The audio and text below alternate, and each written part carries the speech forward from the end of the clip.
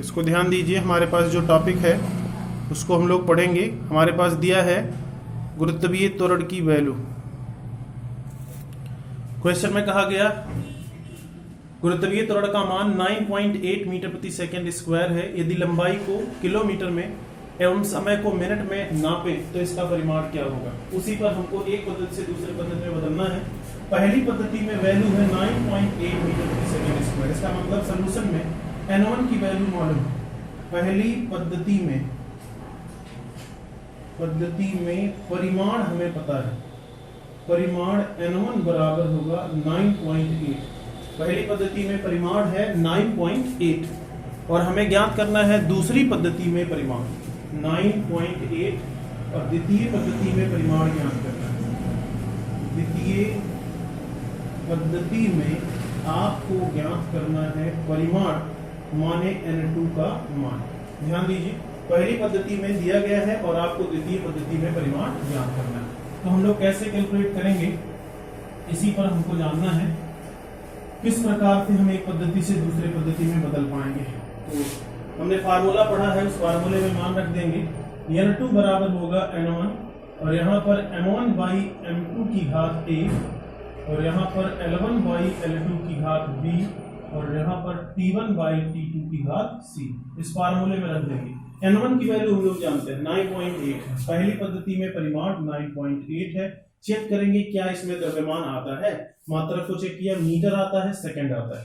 तो मीटर और सेकंड आता है और बदलना किसमें है, किलोमीटर में और मिनट में। किलोमीटर में और मिनट में तो इसमें द्रव्यमान आता ही नहीं है। तो द्रव्यमान अगर नहीं आता तो उसकी घात 0 हो जाएगी। m1 बाई m2 की घात 0 और यहाँ पर 0 लिख देंगे और यहाँ पर L1 माने लंबाई पहले में आई थी, क्या था, मीटर। तो पहले मीटर था और दूसरे में किसमें बदलना है, किलोमीटर। तो यहाँ पर किलोमीटर लिख देंगे और इसकी घात चेक करेंगे। यहाँ पर कोई घात नहीं है तो उसकी घात 1 हो जाएगी। यहाँ पर 1 घात हो जाएगा। पहले में समय किसमें था, सेकंड में। इसमें था सेकंड में और दूसरे में किसमें बदलना है, मिनट में।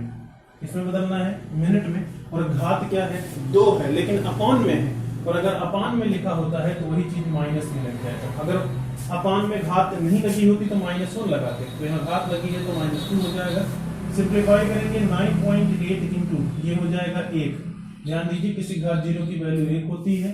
इसको सरल करेंगे, मीटर और किलोमीटर में से किसी एक को बदल लेंगे। 1000 मीटर होगा और इसकी घात 1 होगी और यहाँ सेकंड और यहाँ बदल जाएगा 60 सेकंड और इसकी घात -2 होगी। सेकंड कट गया, मीटर कट गया, बराबर हो जाएगा 9.8 और गुणे इसको लिख सकते हैं 1/10 की घाते 3 और इसको लिखेंगे 1/60 की घाते -2। आंसर किसमें आएगा, सब तो काट दिया आपने। आंसर नीचे जो इसमें लिखे हैं उसी में आएगा, किलोमीटर प्रति मिनट, वही आपका मात्रक होगा। तो यहाँ मात्रक किसमें आ रहा है, किलोमीटर प्रति मिनट स्क्वायर। सॉल्व कर लेंगे अब ये 9.8 इंटू 10 की पावर -3 और इंटू 60 की पावर -1 की घात -2। ध्यान दीजिए 60 को ऊपर ले जाओगे, जैसे 10 की घाते 3 को ऊपर ले गए, 10 की घाते -3, 60 को ऊपर ले जाओगे 60 की घात -1 की जाएगा। बराबर होगा 9.8 इंटू 10 की पावर -3 इंटू 60, घात पर घात लगी, घातों का आपस में गुणा हो जाएगा, 60 की घाते 2 हो जाएगा, 60 की घाते 2 और आंसर होगा किलोमीटर प्रति मिनट का स्क्वायर। थोड़ा और सरल करते हैं, 9.8 2 बार 60 लिख लेंगे, कई बार 2 बार और 1000 से भाग कर देंगे, 10 की घाते नीचे ले आते हैं 3 को, 1 0 से 1 0 कट गया, 1 0 से 1 0 हटा देते हैं, फिर 2 से कट गया, 2 पंचे 10, 2 3 6 हो जाएगा और 2 पंचे 10 हो जाएगा। सरल कर लेते हैं, यहाँ हो जाएगा 9.8 और गुणे 3 गुणे 6 और बटा 5।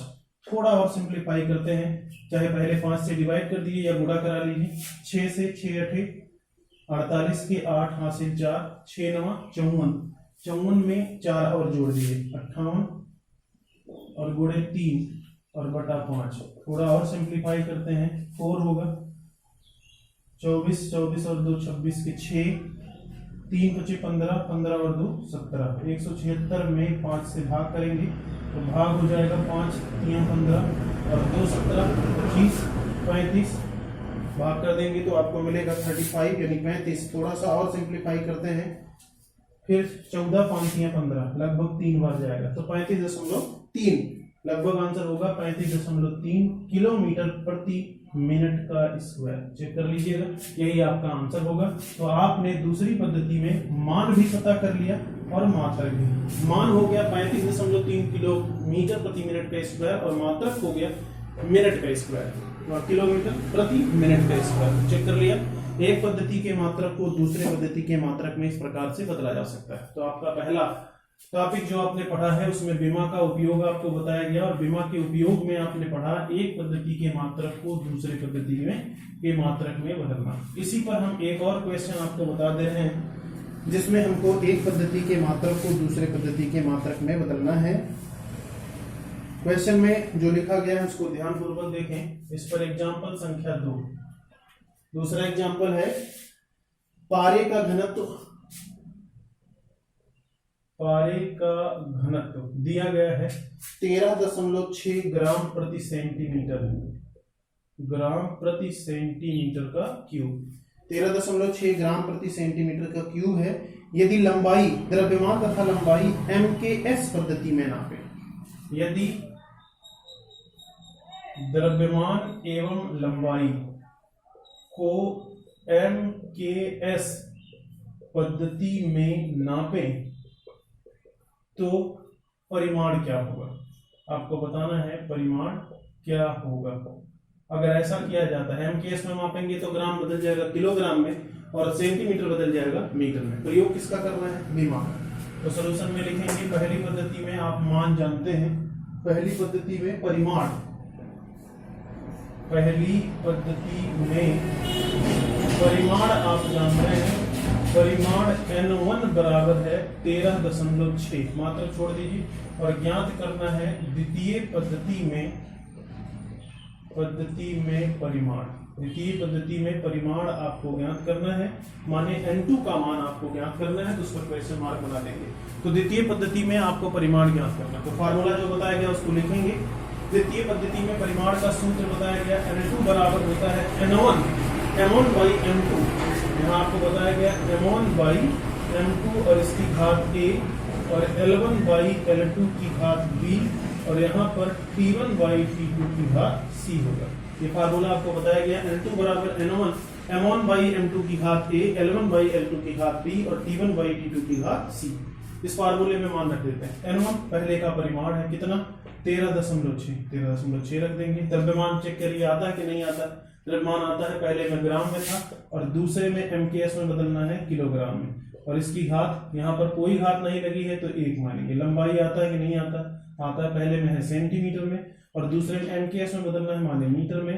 और इसकी घात क्या है? 3 अपान में 3 है तो -3 होगा। और समय इसमें आता है कि नहीं आता? नहीं है तो इसकी घात 0 हो जाएगी। चेक करना आपको आ गया। थोड़ा सा और आगे बढ़ाते हैं। 13.6 गुणे और इसको बदल लेंगे ग्राम और 1000 ग्राम लिखेंगे। तो किलोग्राम बराबर 1000 ग्राम और यहाँ लिखेंगे सेंटीमीटर और बटा 100 सेंटीमीटर। मीटर को सेंटीमीटर में बदल लेंगे और ये 1 हो जाएगा। थोड़ा सा और चेंज करेंगे, 13.6 ग्राम हट जाएगा, सेंटीमीटर हट जाएगा। यहाँ नीचे ये 10 की घाते कितना लिखा है? 1/10 की घाते 3 और ये लिखा है 1/10 की घाते 2 की घाते -3। यहाँ पूर्वक देखिए मात्रा किसमें आ रहा है? बदल गया। मात्रक आ रहा है किलोग्राम प्रति मीटर का क्यूब में। थोड़ा सा और चेंज करेंगे, 13.6 गुणे 10 की घाते -3 और ये 10 की घाते 2 ऊपर जाएगा, 10 की घाते -2 की घाते -3 किलोग्राम प्रति मीटर का क्यूब। या बराबर होगा 13.6 गुणे 10 की घाते -3 और गुणे 10 की घाते 3 और 2 -6 प्लस 6 होगा। आंसर होगा किलोग्राम प्रति मीटर का क्यूब। थोड़ा और चेंज करिए, आंसर हो जाएगा 13.6 गुणे 10 की घाते 3 किलोग्राम प्रति मीटर का क्यूब। तो आपने द्वितीय पद्धति में उस राशि के बारे में पता कर लिया और उसका मात्रक भी मालूम हो गया। 13.6 गुणे 10 की घाते 3 किलोग्राम प्रति मीटर का क्यूब। तो द्वितीय पद्धति में उसका मात्रक भी आपने मालूम कर लिया और मात्रक के साथ साथ उसकी बीमा भी आपने साथ में दोनों चीजें कैलकुलेट कर ली। तो दोनों चीजें कैलकुलेट करने के बाद आंसर हो गया N2 = 13.6, घात घट जाएगी, 10 की घाते 6 में से 3 घटेगा, 10 की घाते 3 बचेगा, 13.6 गुणे 10 की घाते 3 किलोग्राम प्रति मीटर का क्यूब। तो आपने पढ़ लिया एक पद्धति के मात्रक को द्वितीय पद्धति के मात्रक में बदलना। उम्मीद है इस पर आधारित प्रश्न आप लगा ले जाएंगे। जो नहीं लगता है उसको आप जरूर पूछें।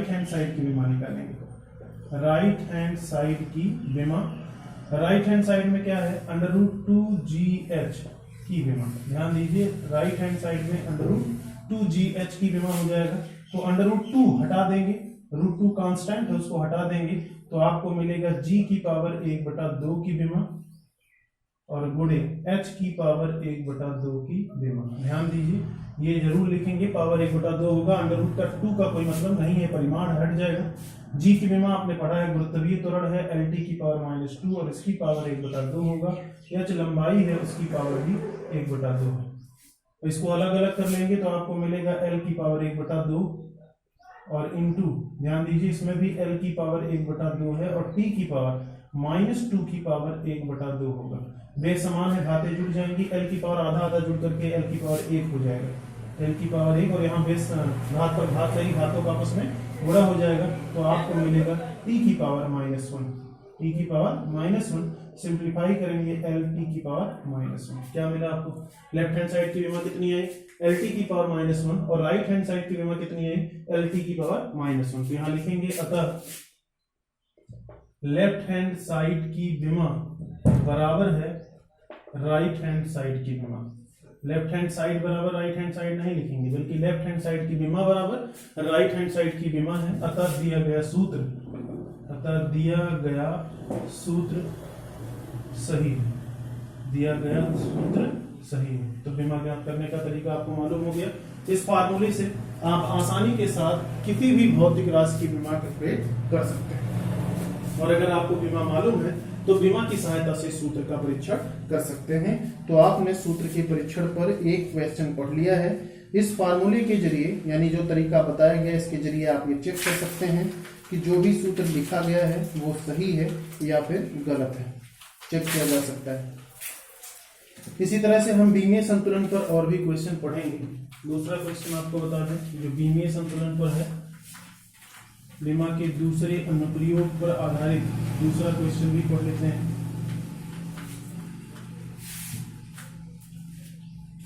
एग्जाम्पल संख्या 2, संतुलन पर आधारित दूसरा क्वेश्चन है। टी बराबर 2 pi under root L upon G, T बराबर 2 pi under root L upon G, ये लिखा है। और इसमें सूत्र का परीक्षण करना है, सूत्र का परीक्षण कीजिए, माने चेक करते हैं कि सही है कि गलत है। सबसे पहले लिखेंगे लेफ्ट हैंड साइड की विमा। लेफ्ट हैंड साइड में क्या है, टी, कौन सी राशि है, टी की विमा, टी टाइम है, क्या है, टाइम, और इसकी विमा टी ही होगी। तो लेफ्ट हैंड साइड की विमा कितनी आ गई, टी। अब हम राइट हैंड साइड की विमा लिखेंगे, राइट हैंड साइड की विमा। राइट हैंड साइड में हमारे पास दो राशियां हैं, 2 pi under root L upon G की विमा, एल अपॉन जी की विमा। 2 पाई तो कांस्टेंट है, वो विमाहीन राशि, तो 2 पाई अगर कांस्टेंट है तो उसकी कोई विमा नहीं होगी। तो यहाँ बचेगा under root L upon G की विमा। अंडर रूट एल अपॉन जी को आप लिख सकते हैं एल की पावर 1/2 की विमा और बटा जी की पावर 1/2 की विमा। उम्मीद है आप समझ पा रहे होंगे। एल माने लंबाई है, उसकी विमा एल होगी और इसकी पावर 1/2 होगा, और जी गुरुत्वीय त्वरण है, उसकी विमा है एल टी की पावर -2 और उसकी विमा 1/2 पावर में था। इसको सरल करते हैं तो आपको मिलेगा एल की पावर 1/2, इसको अलग अलग कर लेंगे, एल की पावर 1/2 और टी की पावर -2 की पावर 1/2 होगा, ये कट जाएगा।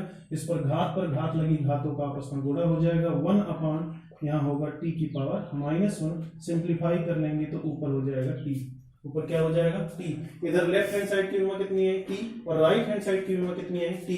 तो यहाँ लिखेंगे अतः लेफ्ट हैंड साइड की विमा बराबर किसके है, राइट हैंड साइड की विमा, इनकी विमा आपस में बराबर है। अतः क्या होगा, दिया गया सूत्र सही कि गलत है, सूत्र सही है। तो आपने पढ़ लिया सूत्र का परीक्षण करना। विमा के दूसरे अनुप्रयोग में आपको बताया गया, इस अनुप्रयोग में आप बहुत आसानी के साथ किसी भी सूत्र का परीक्षण कर सकते हैं। विमा पर आधारित हमारा अगला टॉपिक सूत्र का निर्धारण करना, ये हमारे लिए सबसे अलग है और कठिन भी है। इन टॉपिकों में जितना भी आपको पढ़ाया गया उसमें से ये सबसे कठिन टॉपिक हो गया, जिसमें हम आप पढ़ रहे हैं, उसको भी ध्यान रखेंगे। अगला टॉपिक जो हमको पढ़ना है उसका नाम है सूत्र का निर्धारण करना। तो विमा की सहायता से हम एक और काम कर सकते हैं, वो है सूत्र का निर्धारण करना। सूत्र का निर्धारण करना, सूत्र का निर्धारण आप कैसे करेंगे, उसके लिए क्या क्या चीजें मालूम होनी चाहिए। किसी भी सूत्र का को आप तभी बना सकते हैं जब ये पता हो कि वो भौतिक राशि किन किन राशियों पर निर्भर करती है। अगर ये पता चल जाए कि वो भौतिक राशि किन किन राशियों पर निर्भर करती है तो आप बड़े आसानी से उनके बीच में रिलेशन प्राप्त कर सकते हैं। उसी पर हमको सीधे क्वेश्चन पढ़ना है, उसी पर जो सीधे एग्जाम्पल आपको बताएंगे उसी के जरिए हम ये सीख ले जाएंगे। इसमें कोई वेस्ट नहीं है, सीधे एग्जाम्पल है। पहला एग्जाम्पल में कहा गया, सरल लोलक का उदाहरण लिया गया, सरल लोलक के दोलन काल का उदाहरण बताया गया। अभी सूत्र बताया गया था टी बराबर 2 pi under root L upon G, यही फार्मूला आपको मिलता था। उसको चाहे प्रूव कर लें, वो तो पढ़े ही है, उसी तरह का फार्मूला हमको प्रूव करना है जो आपको बताना है। गोलक के क्वेश्चन में कहा गया किसी भी सरल लोलक का आवर्तकाल, क्वेश्चन है किसी सरल लोलक का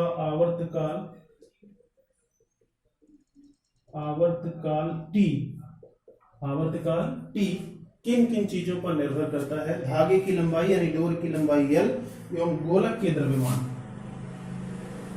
डोर की लंबाई एल एवं गुरुत्वीय त्वरण जी, डोर की लंबाई पर भी डिपेंड करता है और गुरुत्वीय त्वरण पर भी डिपेंड करता है। गोलक के द्रव्यमान एवं लंबाई एल, गोलक के द्रव्यमान यम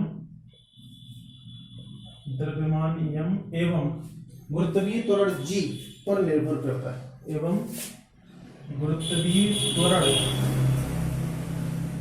जी पर निर्भर करता है, जी पर निर्भर करता है। बीमीय विधि द्वारा सूत्र का निर्धारण कीजिए।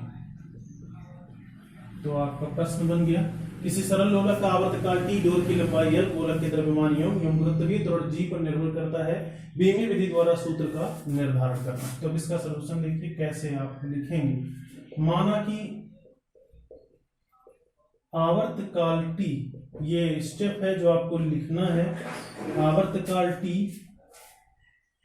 डोर की लंबाई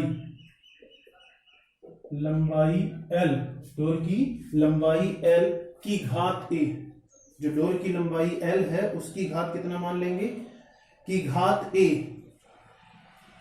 लंबाई की घात a, द्रव्यमान की घात b एवं गुरुत्वीय त्वरण की घात c पर निर्भर करता है, पर निर्भर करता है।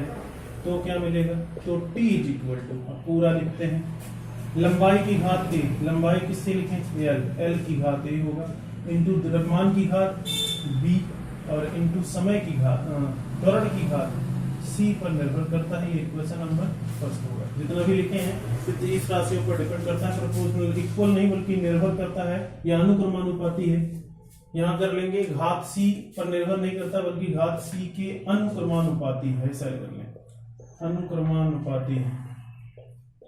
अगर अनुक्रमानुपाती का चिन्ह हटाएंगे तो इक्वल आ जाएगा, एक कांस्टेंट आएगा k और उसके बाद L की घात a, m की घात b और g की घात c लिखेंगे। इसको इक्वेशन नंबर फर्स्ट करेंगे। अब a b c का मान ज्ञात करेंगे दोनों पक्षों की विमा लिखने पर। इसके बाद क्या करेंगे, दोनों पक्षों की विमा लिखेंगे, दोनों पक्षों की विमा लिखने पर। तो लिख लेते हैं लेफ्ट हैंड साइड की विमा इकट्ठे लिखते हैं।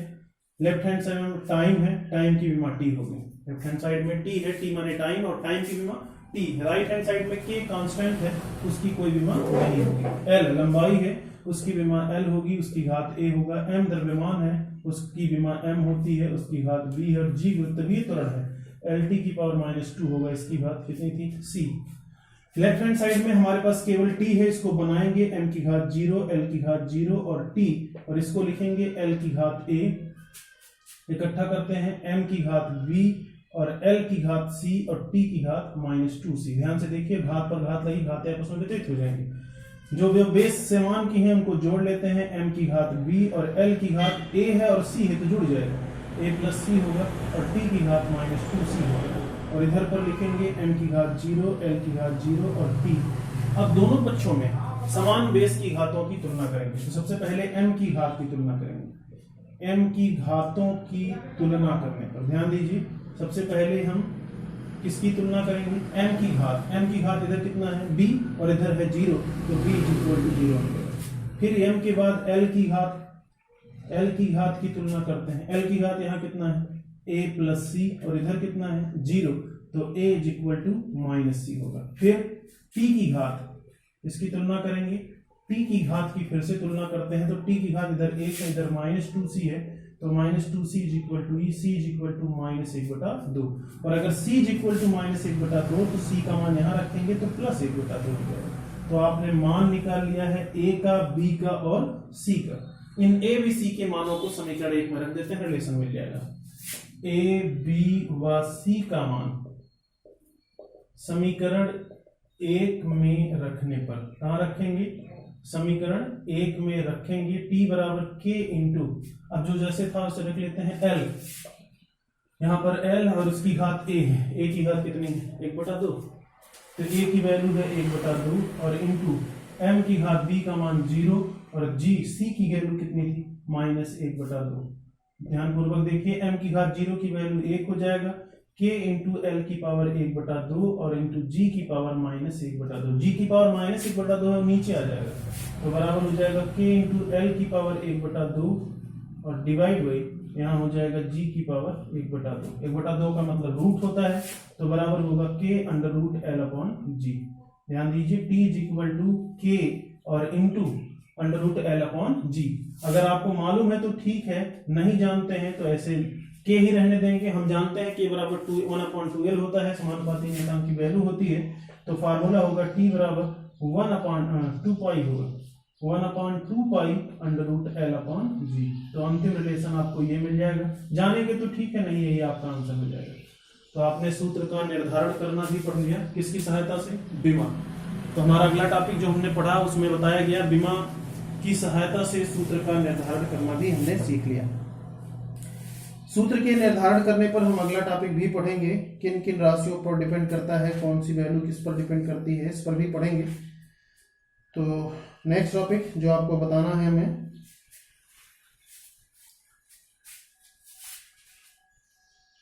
तो हम लोग पढ़ेंगे, ये हमने पढ़ा है अभिकेंद्र बल पर। अभिकेंद्र बल का फार्मूला होता है F बराबर mv²/r, F बराबर mv²/r। उसी पर आधारित हमको क्वेश्चन पढ़ना है अभिकेंद्र बल पर। तो विमा का नेक्स्ट उपयोग यानी जो उपयोग हम पढ़ रहे हैं उसी पर अगला उदाहरण, सूत्र का निर्धारण करने पर एग्जाम्पल संख्या 2। इसके बाद आपका बीमीए चैप्टर समाप्त हो जाएगा, यानी बीमा पर आधारित समस्त क्वेश्चन आप लगभग पढ़ चुके रहेंगे। जो भी दिक्कत आएगी उसको आप पूछते रहें। किसी वृत्तीय कक्षा में परिक्रमण करने वाले कण पर लगने वाला अभिकेंद्र बल, वृत्तीय कक्षा में गतिमान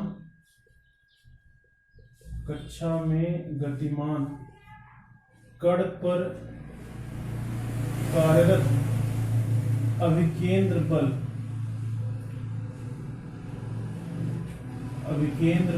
F कण के द्रव्यमान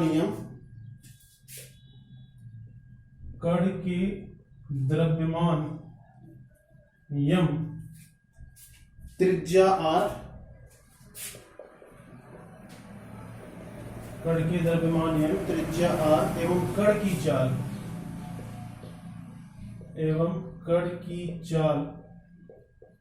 V, कण की चाल V पर निर्भर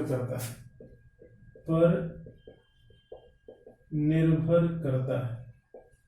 बीमीय विधि से सूत्र का निर्धारण करिए। बीमीय विधि से सूत्र का निर्धारण कीजिए। अब पहले क्वेश्चन पढ़िए, क्या क्या चीजें दी गई हैं।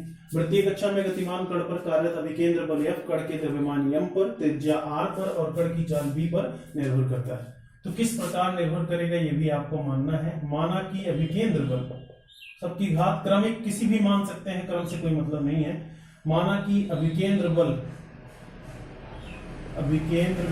F द्रव्यमान की घात, कोई जरूरी नहीं है कि a ही माने, कहीं भी मान सकते हैं। द्रव्यमान की घात a, त्रिज्या की घात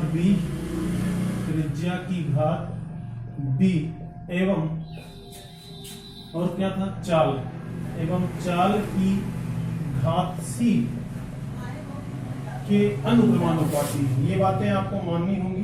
क्रम में कुछ भी लिख सकते हैं, ये कोई जरूरी नहीं कि द्रव्यमान की घात ही आप ए मानिए, चाहे जिस क्रम में कोई भी मान सकते हैं। तो आपको क्या मिलेगा, तो F प्रोपोर्शनल टू m की घात a, त्रिज्या r की घात b और v की घात c। प्रोपोर्शन का चिन्ह हटाएंगे, F बराबर k इंटू m की घात a, r की घात b और v की घात c। क्वेश्चन नंबर फर्स्ट मान करके छोड़ेंगे। अब क्या करोगे, ये तो हो गया समीकरण आपने लिख लिया। एबीसी का मान चाहिए, अब किसका मान, ए बी सी का, दोनों पक्षों की विमा लिखेंगे।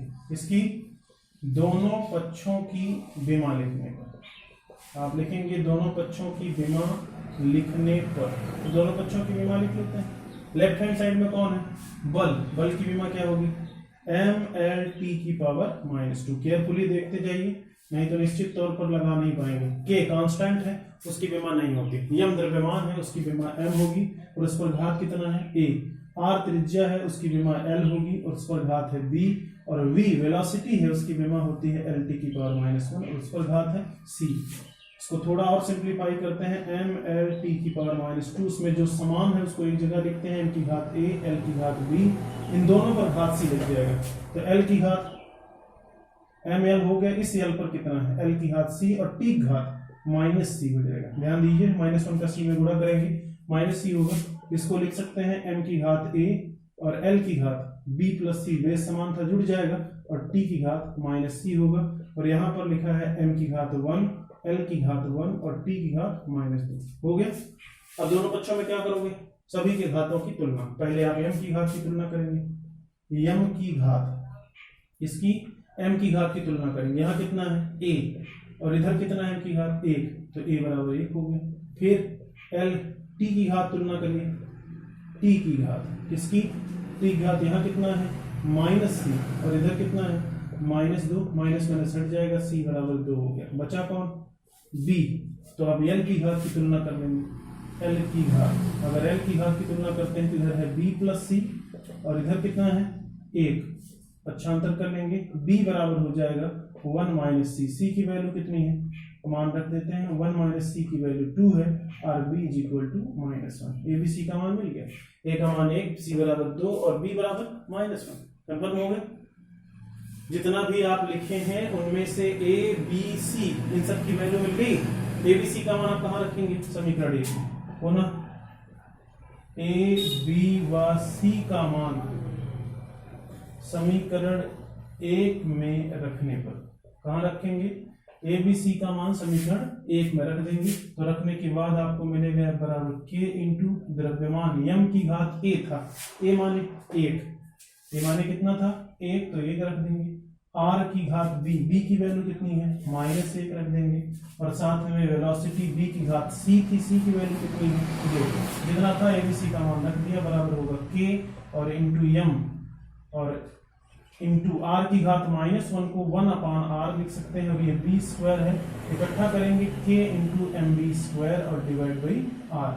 अब आपको नहीं मालूम है कि k की वैल्यू कितनी होगी या फार्मूला क्या होगा, तो आप यही आंसर लिख सकते हैं। अगर जानते हैं तो आप लिख सकते हैं by practical k is equal to 1, समानुपाती नियतांक है, f इज इक्वल टू हो जाएगा सूत्र M B square by r। ये रिलेशन हो जाएगा। अगर आप जानते हैं ये तो नहीं लिख देंगे, नहीं ये लिख देंगे। तो आपने पढ़ लिया। विमा की सहायता से सूत्र का निर्धारण करना भी आपको अच्छे से आ गया। तो आपने टॉपिक पढ़ा विमा का उपयोग, और विमा के उपयोग में 3 उपयोग आपको बताया गया। सूत्र का निर्धारण करना, सूत्र का परीक्षण करना और एक पद्धति के मात्रक को दूसरे पद्धति के मात्रक में बदलना। इस प्रकार आपका ये चैप्टर विमीय विश्लेषण समाप्त हो गया। इसमें जो भी प्रश्न या डाउट बनता है उसको आप संबंधित टीचर यानी हमसे हमारे व्हाट्सएप नंबर पर शेयर करें, और जो लोग चैनल को सब्सक्राइब नहीं किए वो सब्सक्राइब भी कर लें। आज का वीडियो 2 पार्ट में जाएगा, इसलिए आप केयरफुली दोनों पार्टों को देखेंगे, क्योंकि बीच में फोन कॉल्स आ गया था, वीडियो 2 पार्ट में बन गया है। तो 2 पार्ट में जाएगा, दोनों आपको देखना है। ओके।